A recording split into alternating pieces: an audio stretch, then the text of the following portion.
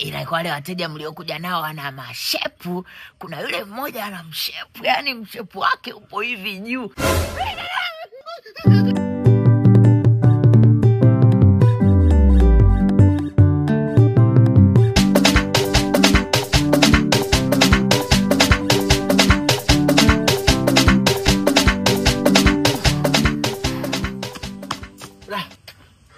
Sasa ndo umefanya nini hivi?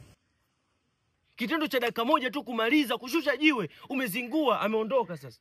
Mimi nimeteleza kidogo tu bahati mbaya. Kuteleza bongo mwanangu, eh? Sasa mbona unanilaumu? Mbona wewe ulikuwa na uwezo tu wa kuchukua jiwe na ukaua? Mimi nakufundisha wewe kuua. Wewe ushai kuua. Mimi sijawahi, lakini wewe ulitakiwa uue. Utajiri unahitaji roho ngumu. Kwa tunafanyaje hapa? Wewe unajua huyu akifika kwenye vyumba vya sherehe sisi tunachukulia hatua gani? Hapo kweli. Ona anasema kweli tena.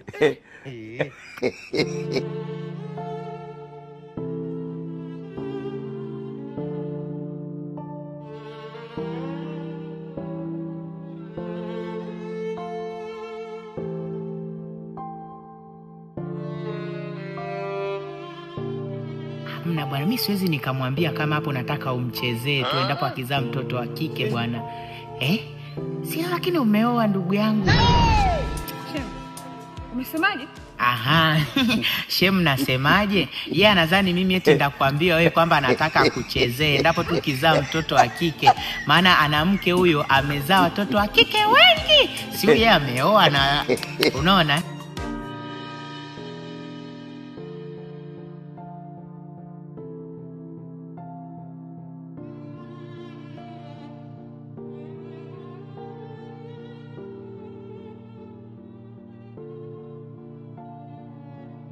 Vipi mdogo wangu? Mbona tangu asubuhi umekaa hapa kwenye kochi unalia, una huzuni, unabadilisha tu style za kwenye kochi? Haya, nieleze kimekukuta nini mdogo wangu? Mimi ndo dada yako. Usiponieleza mimi utamueleza nani?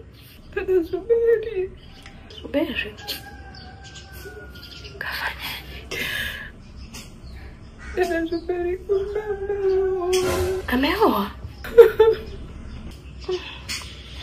Ila mdogo wangu, kwa nilivyokuwa namuona mimi Zuberi yule kijana amechangamka, mtoto wa mjini, asingekosa mke. Lakini dada kwangu mimi aliniaminisha sana. Dada alinifanya niamini kwamba ni mwanaume bora kwangu mimi. Na Zuberi? Zuberi ameniumiza sana dada. Na sio mke tu, anadi watoto. Hadi watoto? Alikuficha pakubwa sana. Kweli nimeumia sana dada. Na hapa nilipoamua, nimeamua sitaki kabisa ujauzito wenyewe naenda kutoa. Wewe. Kwani utoe ujauzito kwa sababu gani? Ndugu wangu, kuna watu watafuta watoto. Kuna watu wanameza midawa ili wapate mimba. Mdogo wangu, usitoe. Halafu mbona kuna ule kijana pia yule ulikuwa unamlialia sana hela zake yule? Mkazi. Kwa nini mimba usimpe mkazi?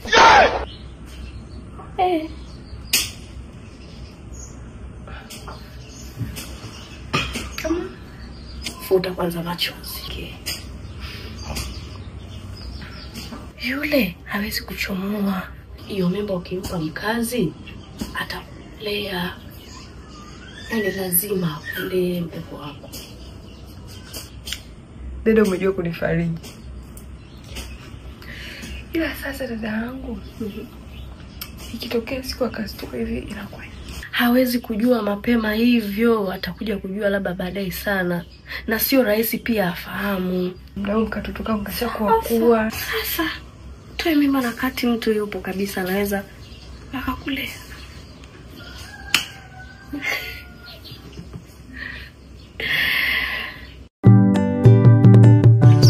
Friji langu bovu.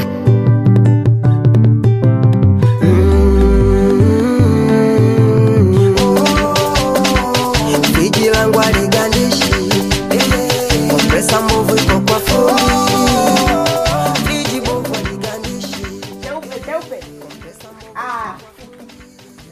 Aise, upo kwenye ubora wako mlembo.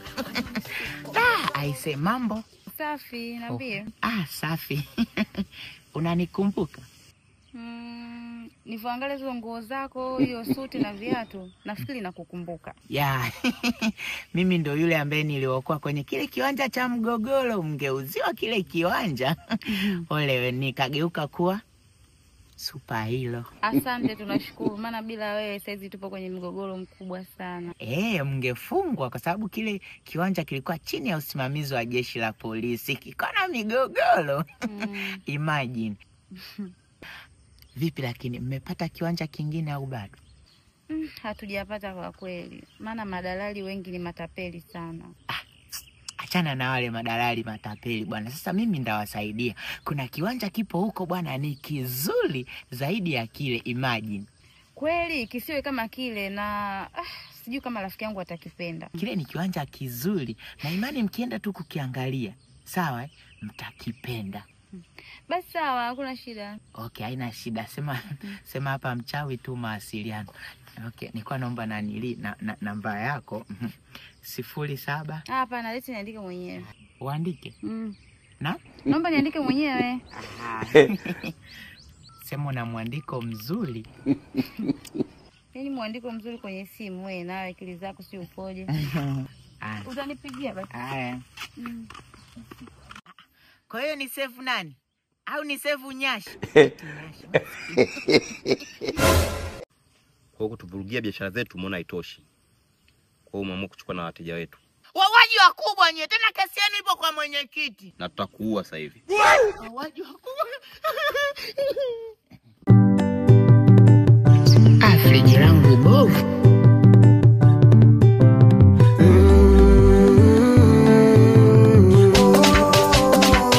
Friji langu aligandishi. Pesa mbovu iko kwa fundi. Friji bovu aligandishi. Mpenzi wangu, kwanza nikuombe samahani sana. Nimekuweka hapa muda mrefu. Si unajua mimi mpenzi wako nachakalika udalali kutafuta viwanja, watu wapate sehemu ya kulala nzuri, wapate sehemu ya kujenga nzuri. Kwa hiyo nilikuwa nafuatilia viwanja huko mpenzi wangu. Sijali baby. Mimi nishakuzoea, najua wewe ni mtu wa mihangaiko misherishe. Hata usiwaze.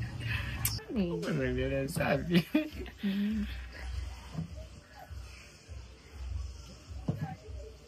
Kama kuna kitu nataka uniambie hivi, lakini niambie tu. Nimekumisi. Umenimisi? Hivyo tu? Wewe mtoto wewe. Unanichanganya mimi wewe. Lakini baby, mimi hapa katikati nilikuwa naumwa. Ulikuwa naumwa? Sasa wewe ukiumwa niambie mimi. Mimi nitafanya kitu chochote ili mradi wewe uwe na afya bora, usipate na magonjwa yoyote yale. Sawa mpenzi wangu? Mimi nipo kwa ajili yako, nachakalika kwenye viwanja huko ili mradi wewe upate maisha mazuri, uwe na afya nzuri. Sitaki mimi uteseke wakati mimi nipo. Nafurahi kusikia hivyo mpenzi wangu. Kweli? Nafurahi kusikia unanijali kiasi hiko. Ninakupenda. Asa baby, kwa hiyo nilivyoona vile siko sawa nikaenda kupima. Nikapima malaria sina, yani sina. Ila baby, nikagundulika na mimba. Mimba ya kwako. Una mimba yangu? Kweli? Kwa mimi naitwa baba saizi. Baba Kijacho. Yaani kama mtoto atazaliwa wa kike nitamuita Queen Elizabeth. Lakini akizaliwa wa kiume nitamuita Barack Obama. Awe rais wa familia yetu.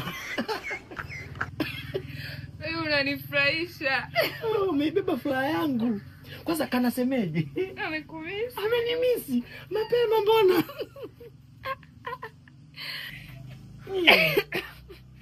Mimi nakuhakikishia nitafanya vyovyote vile ili mradi mtoto wangu apate elimu nzuri, apate maisha bora. Asije akanikuta mimi babake bado ni nani? Ni dalali. Anikuta angalau hata ni waziri. Unanipa furaha.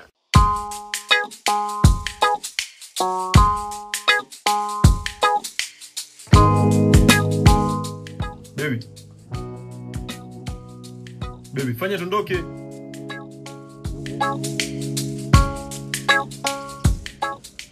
Baby, fanya haraka tondoke. Baby.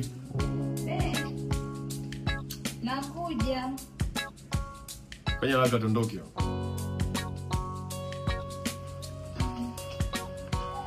Yaani wanawake wa muda wote unajiandaa. Hebu kaa kwanza. Mimi nataka kuzungumza na wewe. Baby, vipi kuhusu ile swala letu? Si nilikwambia? Ile swali litapita hivi karibuni tu. Maana nimeenda kupima, nimegundua nina ujauzito. Kwa hiyo bora tufanye yale mambo mapema kabla mambo mengine hayajaribika, si unajua? Yaani ina maana wewe mjamzito? Ndio. Kwa hiyo sasa hivi wewe unaitwa baba kijacho. Mbona hivyo? Hujafurahia? Hamna. Umefurahi? Haya basi inabidi tufanye hima kabla watu sije wakajua hapo umeamua mtu ambaye tayari ana ujauzito. Si unajua? Haya, kwa mimi ndo unajua kama hivyo baba kijacho. Basi twende.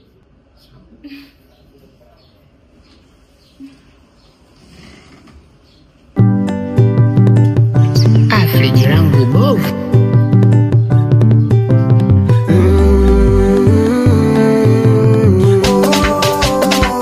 Friji langu aligandishi, kompresa mbovu iko kwa fundi.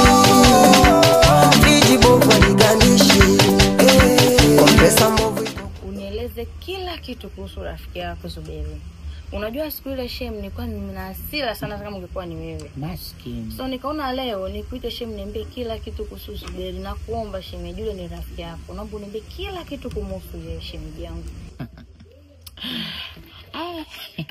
Shem Zuberi ana mambo mengi. Ndio maana Shem nimekuita uniambie kila kitu. Ana mambo mengi yule ustazi. Ndio niambie Shem yangu. Okay. Kwanza nichukue nafasi hii kwa kunipa sikio lako usikilize mambo anayoyafanya Zuberi. Hakika shemeji yangu. Kwanza Zuberi kuna huyo binti. Huyo binti mwenyewe ni wa kawaida tu, lakini Zuberi kampa mimba, kampa kibendi. Binti fulani wa kawaida. Ukiachana na huyo hapo binti, kuna mwanamke mmoja huyo anadate naye, anatembea naye sasa. Na huyo binti anataka amfanye mke mdogo. Lakini yote hayo anafanya Zuberi ni kwa sababu moja tu. Anasema anatembea na watu mbalimbali, anatembea na wanawake mbalimbali. Sababu ni wewe. Eti unazaa tu watoto wa kike. Imagine. Lakini kavuka mbali mipaka. Kasema wewe hujui kupika. Nani? Na kingine kasema eti kwenye yale mambo yetu wewe si chochote. Imagine.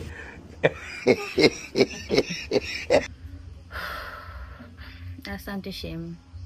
Ila Zuberi alichonifanyia, yani ni light nikimjua huyo mwanamke, nitakachomfanyia sijui.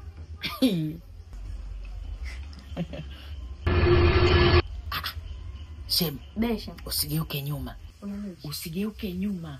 Huyo mwanamke ambaye ametiwa kibendi na Zuberi, tuko naye hapa hapa. Unasemaje? Kaka kule nyuma na mwanaume fulani hivi amevaa shati la pinki. Unasemaje? Kama watu wa Kipaimara. Sasa yule mwanamke pale aliyekaa na huyo hapo mtu, ndo ametiwa kibendi na Zuberi. Shem. Nani Shem?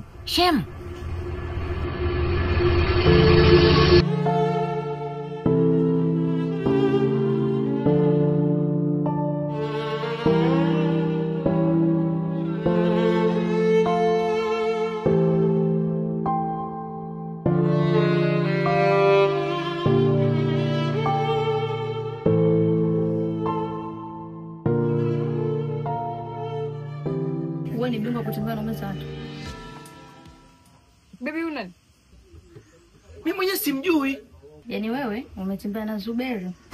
Haijatosha umeamua kumbebea na mimba.